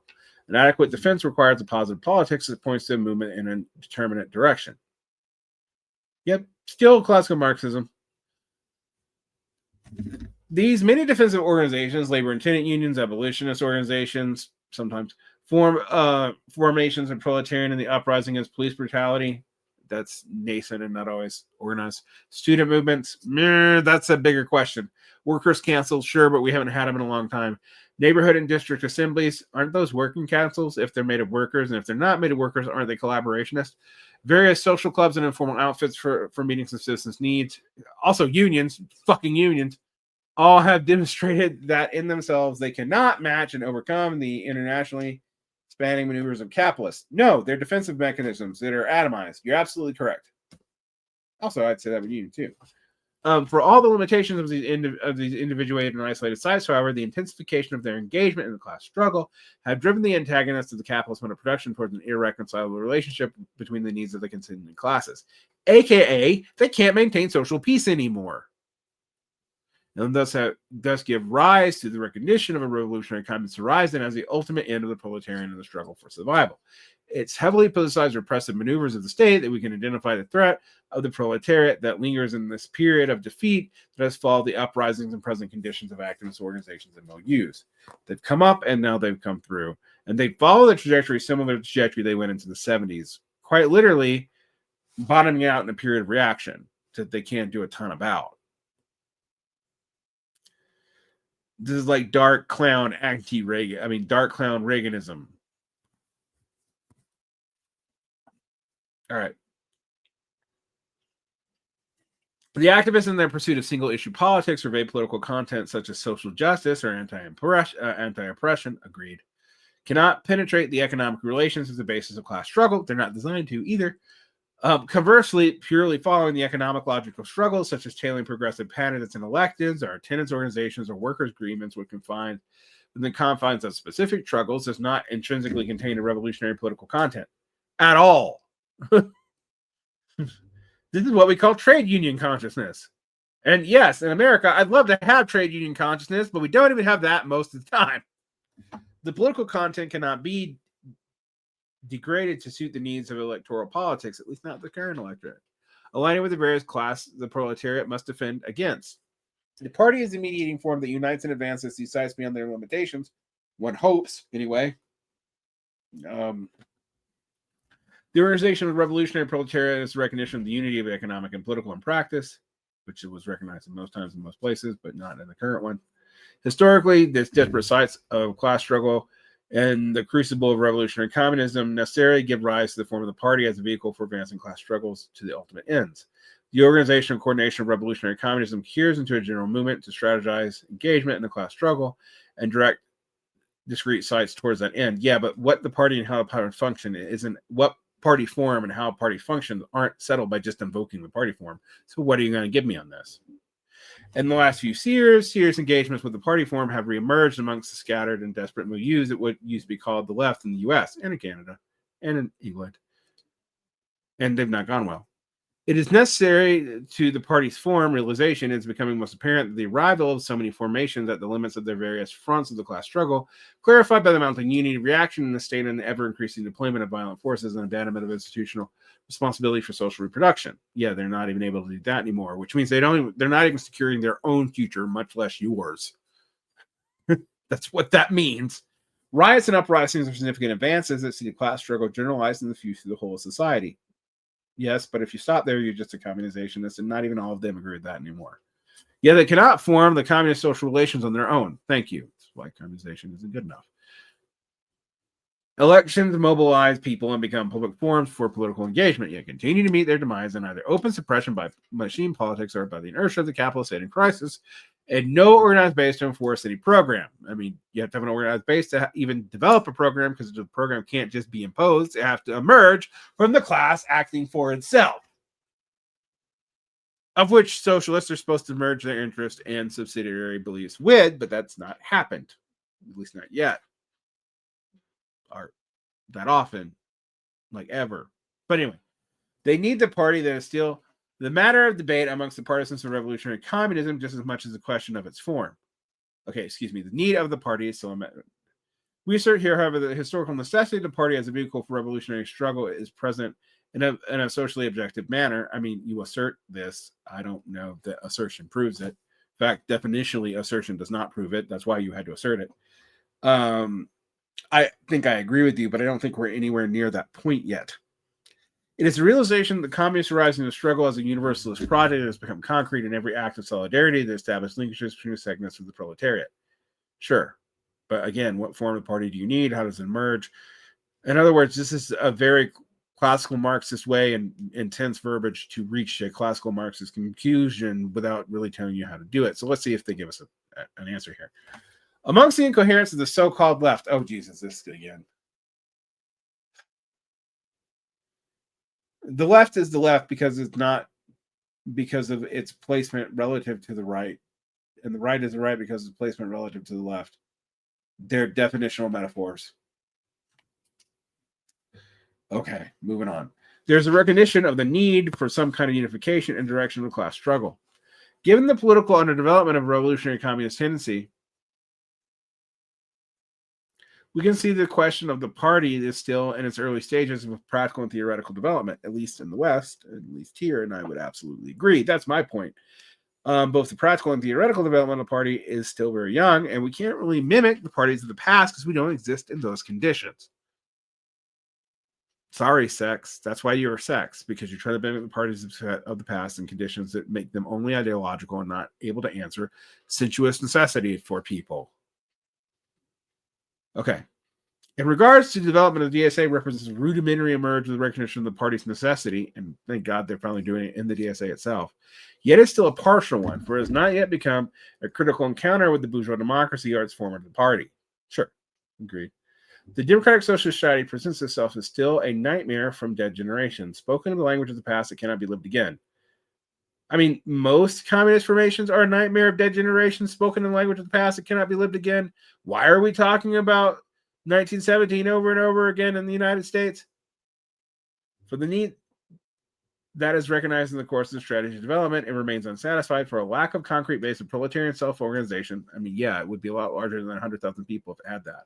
According to a revolutionary communist political program. Cool. The primary task of the party that must emerge from the real movement of communism. Okay, sure. The nature of this party, however, is not one that needs to seek representation in the states as a means or its final end. This is where I think I agree with them the most. But it's driven to satisfy the need in the class struggle of the proletariat to seek revolutionary conditions that abolish its existence as a class. Thank God that you mentioned that. And thus an end to class society and capitalist mode of production itself. Recognition of the proletariat struggle demands by the capitalist state, the class various relations to the reposition in the legislative apparatus of the state, and the historical iteration of the class struggle can only be understood in the relation to the realization of this revolutionary end as his objective historical necessity. The form of the party necessary develops in relation to the state. It is our contention here that the proletarian party of the revolutionary communism must be understood as a potential state actor, but must not be understood as a potential state actor. Whew, I was about to say, where's the negation there? That's my aphasia kicking in. That isn't their writing. Let's blame that on me. But as a vehicle for waging revolutionary struggle that sees the state as a reason for its defensive mobilization and the target of preparation for an offensive stance of revolution. The organization of the party requires the development of revolutionary institutions outside of the state's purview. That's always true. Not merely as subsistence, but as part of the broader strategy against counterinsurgency. And the party is historically necessary as it only exists as far as communism is yet to be realized. So it's temporary. There's no eternal party. Okay. I mean, again, classical Marxism here stated in abstract but fairly orthodox ways. Let's continue. It is thus that we find that it is not, well, with some exceptions, Marx did encourage engagement with the states, but in a negative capacity. So you run for election, but it was to expand your ability within the proletariat and to block things from happening. But I will admit this put the SPD in a really weird place in German politics, including during the revolution as a scene in its own incoherence in 1919. Okay, it is thus that we can say that it is not the case. There's no connection between the social uprisings of revolutionary struggle and electoral politics. Absolutely correct. The concern in this critique of the nature of their relationship in a specific historical instance of the class's development as a fundamental criterion for evaluating the efficacy of a democratic political strategy in relation to the militant subjectivity of the proletariat in its moments of resistance. We give this article an A for analysis, but like a C for writing style and structure. Overthrow me as a teacher. All right. While the electoral strategy operates as a great remove from the uprisings, it benefits and receives the direction from the momentum generated by them in recent years. Absolutely. It happened on Occupy. That's why Occupy and Bernie are intimately tied together, even though one is an answer to the problems of the other, and one causes new problems, which makes the other harder to talk about in hindsight. All right. While the electoral strategy operates a great remove from the uprising, it benefits and receives direction from the momentum generated by them in recent years. The difference is that while some aspects of the electoral strategy recognize the expression of the social needs of the proletariat and its struggles, it addresses it as a particular form of mobilization in relation to the recognition of these struggles in the terms of the state's imperatives of capitalist reproduction. Insofar as it does so, it is primarily a populist front in collaboration with the petite bourgeoisie, and actually also elements of the not petite bourgeoisie, and even elements of the hot bourgeoisie. Although the DSA would never realize that, the Democratic Party does. These are the grounds of the class struggle to an insufficient differentiation of social needs of these classes in the historical development, and who can be brought in as allies from those classes and who can't, and who needs to be subsumed, etc., etc., etc. The momentum generated through the computational forms of practical political activity in the militant proletariat is directed against their expression as specific class interests of the petite bourgeoisie, rather than towards a revolutionary communist class politics. As such, no substantive opposition to the interests of capital is formed. It's just capital management, folks. For the electoral front seeks to integrate with the frustrated middle classes. Again, which middle classes are you? Which way do you mean them? Do you mean the petite bourgeoisie? Do you mean the labor aristocracy, who are technically part of the proletariat but a problem? Do you mean the PMC, a class that I'm not sure is coherent? Do you mean professional elites, which is not a class but a strata? What do we mean here? That is not interchangeable. Middle class is not interchangeable with petite bourgeoisie.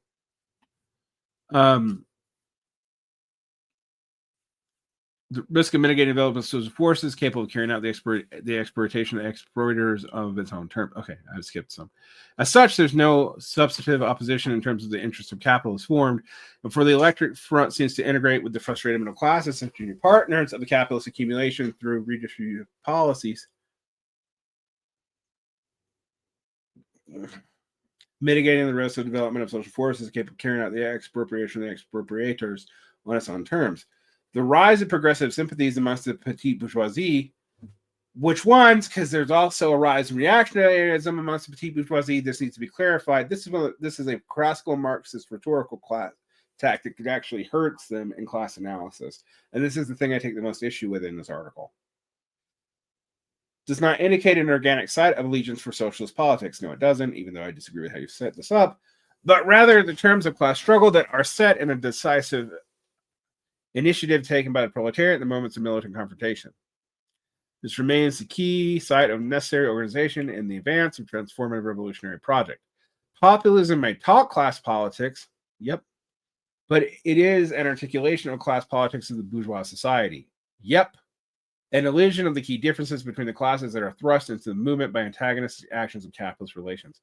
Cough, cough, it's not the only class collaborationist politics popular on the left, some of which are justifiable in countries that have not completed a full capitalist transformation, but most of which are not in countries that have and are still used there. Class collaborationism. one of the original sins of socialism. The historical development of a capitalist state in the U.S. and the class character of its institutions makes it necessary for us to recognize that in the balance of forces with class struggle, reformist and revolutionary politics do not share the same aims or have the same common recognition of the stakes of the class struggle. Right, but we're not in a period of revolutionary politics at the moment, unfortunately. The populist strategy towards reform seeks to make peace between the disparate class elements against the development of a revolutionary set of criteria for the proletariat's needs. In this dynamic, we can observe that trajectory are not merely serving as a way to mediate and recuperate militancy back into state politics, but as, more dangerously, one that will create a political coalition that will become increasingly hostile to the revolutionary necessities of the proletariat that will be expressed in the moments of military confrontation, aka what we saw in the Ebert government and the Hilferding administration, and I can go on. There is a manner of leveraging democratic strategy to force a confrontation between the left and right positions, but such a strategy achieved its desired result when its efficacy is dependent upon entrance into electoral machinery that possesses a greater force of gravity to pull its politics to the right. Absolutely. This is vitally important. This critique of political ideology is not a matter of taking issue with personal beliefs, but a critical evaluation of the actual social relations being expressed in these political struggles. This is why I'm saying you need to be more fine-grained in your talk about classes. If you're going to make the actual social relations articulate, one, you need to concretize them, and two, you need to be more specific. I think you are more or less kind of right in the movement here, but in a way that misses where a lot of the petite bourgeoisie actually are. And one that's hard to maintain. I mean, if you look at the amount of petite bourgeoisie in the Republican coalition, which has actually increased, and the division between the petite bourgeoisie in the urban areas and the petite bourgeoisie in the Sun Belt, you can really see that there's more divides there than this actually points out. Now, what we do with it seems to be a greater problem, but, I'm not going to solve that today. Democracy as an abstract principle remains one of bourgeois democracy insofar as its practice does not drive political development towards the necessity of a revolutionary class struggle. Sounds like Bordigism. Ideological critiques are then the practical matter of contestations over the form and content of the class struggles organization. Sure, true, agreed. The form of the proletariat's revolutionary organization must consider, above all, need, social and historical context of distinct needs of the class and its revolutionary potential, how to identify and articulate those needs according to the distinctly communist project, and what forms of organization will meet those needs. The priorities and tactics of the party must be a matter of mediating the unity of means of satisfying these needs according to the ends of emancipatory conditions of the proletariat's abolition as a class, and everybody's abolition as a class, actually. Not just the proletariat that's abolishing itself as a class. And thus, all of society. Or all of class society, but all of society and all of class society would be the same thing in this context. Anyway, okay, I agree with the authors, and they agree with me. At least on this point, where in the development of this trajectory does working as a left wing of the Democratic Party fall? Not generally well, historically speaking, and all kinds of socialists and communists have made this mistake, including the fucking Comintern. How is the need of the proletariat misrecognized by this attempt at socialist strategy? Crime was the result and part of the main task of the 18th century capitalist development. We actually have a footnote here. Stuart Hall. Good point. Great job. Also, thank you for the footnote, because I've been wanting that footnote for a while. Oh, God. This article should be in multiple articles.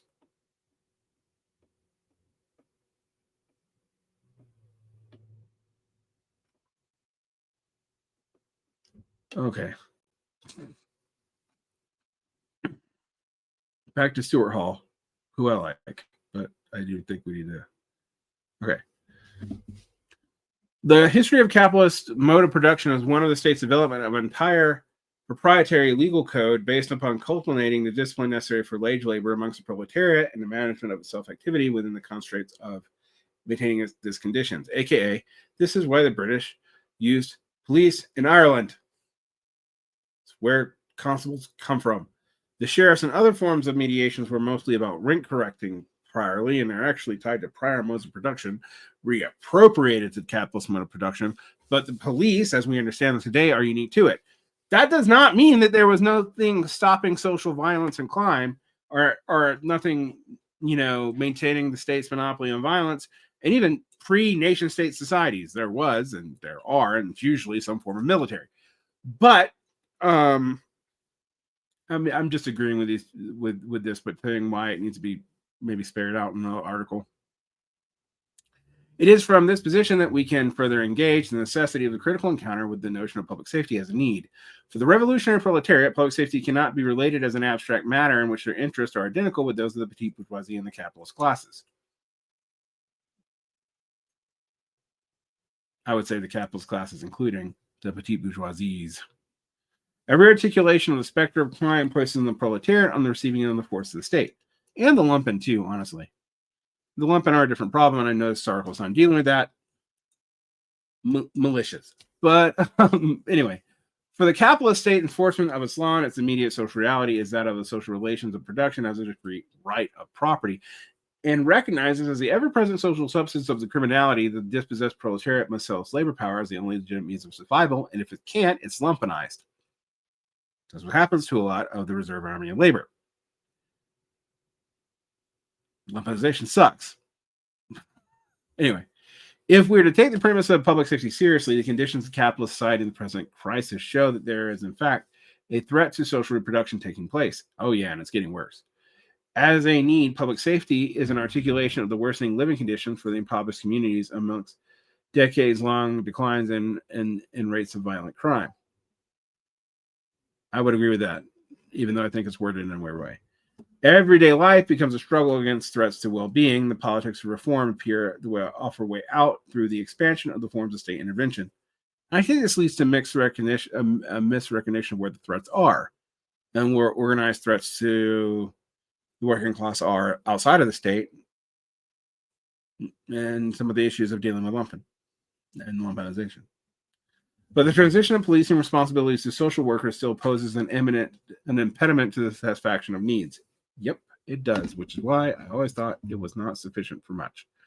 For it merely aims to stabilize proletarians as sellers of labor power, reproducing themselves in terms of the market, as opposed to having them live in control of their own lives, which will be things like what militias are for. You notice I have an answer for a lot of this. The exploited classes remain passive objects in the class struggle rather than engaged in the development of their own self-activity. As such, it is unlikely that the implementation of such a program will result in conditions any different from policing, if at all able to be overcome or avoided be met by resistance for the NYPD. Probably made a lot worse by that. The politics of affordability appears to be solved on the rising cost of living, but its populism is one that already concedes the conditions in which the matter of being able to afford something, a problem certain classes do not suffer from, although the petit bourgeois do, is an adequate redress of current conditions. The need of the proletariat are once again translated into petit bourgeois programs through the notion of affordability, and social politics finds itself becoming a means of starving off further degradation rather than staging the conditions of revolutionary offensive, which is why you find both sides, left and right, wanting to do it, frankly. What is the communist answer for this? The organization of the revolutionary proletariat and the direction of the class and self-activity towards revolutionary ends requires us to name and address specific proletarian need that is created by bourgeois society's need for public safety. The need of the proletariat is one means of self-defense, and the police are the organization of bourgeois society's means of self-defense.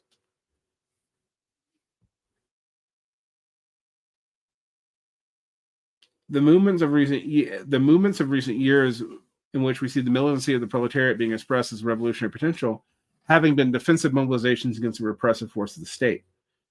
And often it leads to the right being able to take this away from any left forces because they look to be more oppositional to the state. Where many left forces think they're building up state institutions for some reason. I don't know why they do, but they do. This has to be building up the capacity for self-defense and the organizational imperative given by self-activity of the proletariat and class struggle.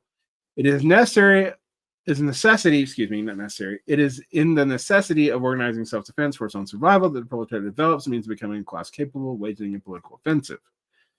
This is evident in the character of its forms of organization, from labor and tenants unions that form in response to the antagonism of specific capitalists to community defense centers being organized in resistance to the federal government's declaration of the war against Los Angeles, to track immigration and customs enforcement, ICE activity, and alert others to its presence in order to disrupt, raise, and apprehension. As we are seeing, such organizations as the Los Angeles Tennis Union, LATU, take the initiative in furthering the development of community defense centers. The nature of self-defense as the need of the proletariat and the class struggle is seen as an organic extension of the practices of the class and organization of own self-activity. In the places where it isn't obscured by that tension, I think that has to be dealt with. The electoral politics strategy cannot accomplish this only because the responsibilities of public office necessitate cooperation with and subordination to the interests of police and carceral institutions because they are manifestations of the state's capacity of the monopoly on violence. But for the fact that elected officials do not constitute a base of organized proletarian self-activity.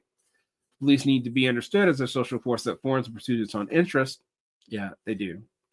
Coming directly from the pressures understood in its rank and file. Public safety becomes a way for reactionaries and liberals across class lines to collaborate on the task of disciplining the proletariat and people who support the proletariat, frankly. When the potential revolutionary base and certain radicalized and criminalized elements of society are the same, the outcome of this class collaboration may only be understood as a form of counterinsurgency. That is not to say that the politics of arrested masses and lumpen proletariat are automatically revolutionary. Yeah, they're not, duh. But that more than they need to be safe, there's a need to be organized as a revolutionary proletariat, which includes the elements of radicalized and criminalized class, of the racialized and criminalized class. Some elements of the racialized and criminalized class. I would say that's a complicated, you're conflating racialization and criminalization with an and they are definitely related, but they aren't the same, and their issues are way different. I would say includes all the elements of the racialized class and some of the elements of the criminalized class. Mao's like non-hostile classes actually is sort of a way to understand the latter. Right. This task of organization is the only bulwark against the reactionary and opportunistic tendencies of forming amongst these layers of the proletariat. What must is why, yeah, working class reactionaryism is a real thing. It's not the dominant thing, never is, but it is real. What must be identified as a real issue to be dealt with is a threat to social reproduction taking place, one that threatens people's ability to stay in their homes, feed themselves, in the case of migrants, to even exist in public. Abolitionism alone is not a revolutionary political program. Nope, it's not, which was part of my problem with some of the abolitionism in the past. Although I had an answer to it, but people don't like it. See, militia. Class militia. But a necessary practical element in the historical development of a revolutionary moment in our present situation. We have to organize a hard line around engaging with police and carceral system. We must identify real threats. Is it the racialized and criminalized parts of society, or is it the classes that reproduce themselves through the allegiance to the capitalist exploitation and the state?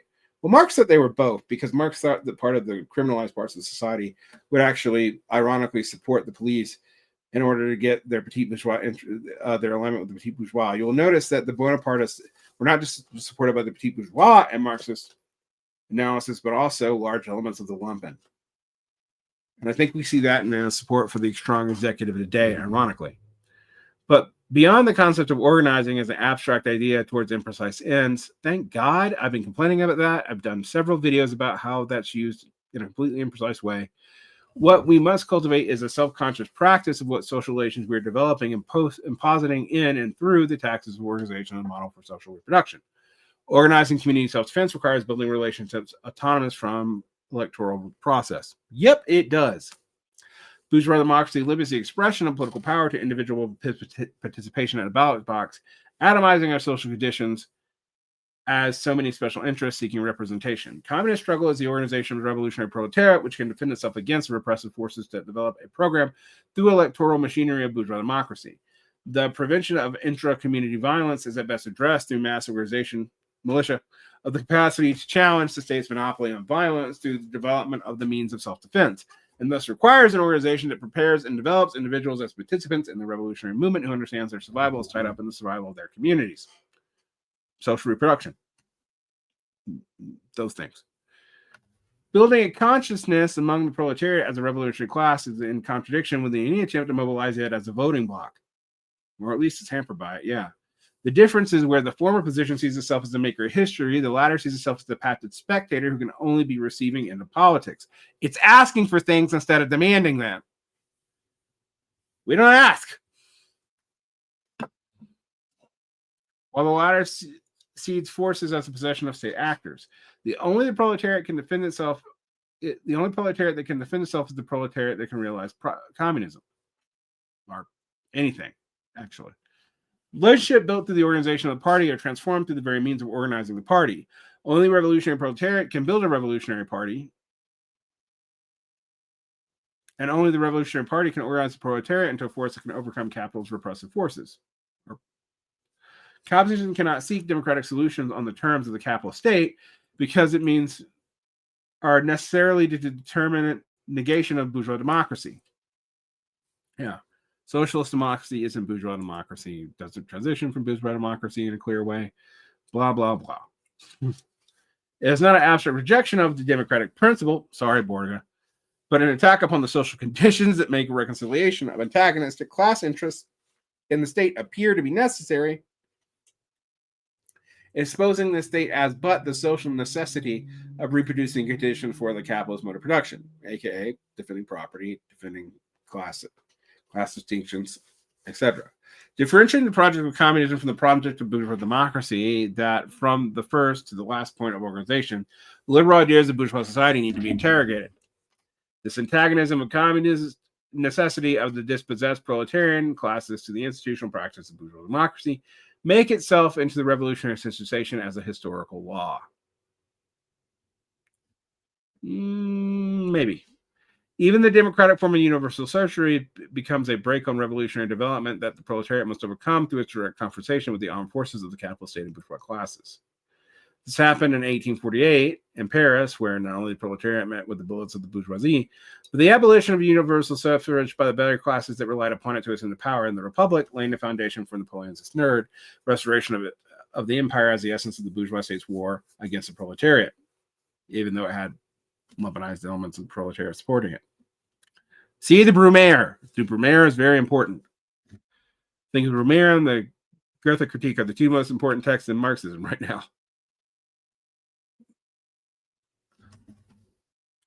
Restoration in essence of bourgeois state's war against the proletariat. In 1871, in Paris, the National Assembly would claim legitimacy against the workers that created the Commune. In the German Revolution of 1918, the conservative forces of the monarchy considered feudal rule became Republicans and supporters of the National Constituent Assembly in the face of the revolutionary proletariat and democracy of workers' councils. In the same year, Lenin's dissolution of the Constituent Assembly just months after the October Revolution was necessary to further organize the capacity of the Soviets and the party to defend the revolution in the face of civil war and foreign invasion. You're skipping the Red Terror here. And suppress the bourgeoisie maneuvering towards a counter-revolution within the first body elected by universal suffrage that Russia had ever known. I'm sure there's a lot of Marxists uppity on that one. And yeah, these guys are some... I'm not going to... Ideological litmus test read. Limits encountered by the revolutions were natural relation from colonial governments of capitalist imperialism through the 20th century and ascendance to state power of the bourgeoisie amongst the colonialized, demonstrating the necessity of emancipation to lie in the advance of the proletarian and class struggle beyond national sovereignty. Cough, cough, cough, cough, cough. A bunch of people right now who are taking national developmentalism as somehow, the same as developing communist politics. But anyway, overcoming the limits of past revolutions does not mean retrenching ourselves into that which the proletariat has shown itself to be both having the need to overthrow and even the capability of doing so. We do not need to fear the enormity of this task, for we have been here many times before and will be here again whenever we must rise to the occasional class struggle. Yeah, but you do need to win to achieve our goal of evolution sometimes, not just fight it over and over and over again. I'm just saying. We need to be clear that what true victory will require of us. Yes.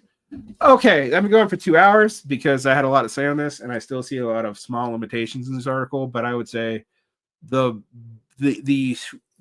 sweep of this argument, as opposed to some nitpicks I might have about specifics, is pretty correct. So the question is, what are you going to do about it? Protect your peace, like and subscribe, hit the bell, and I'll cover more articles like this in the future. Take care. And go read Negation Magazine. I like their stuff sometimes.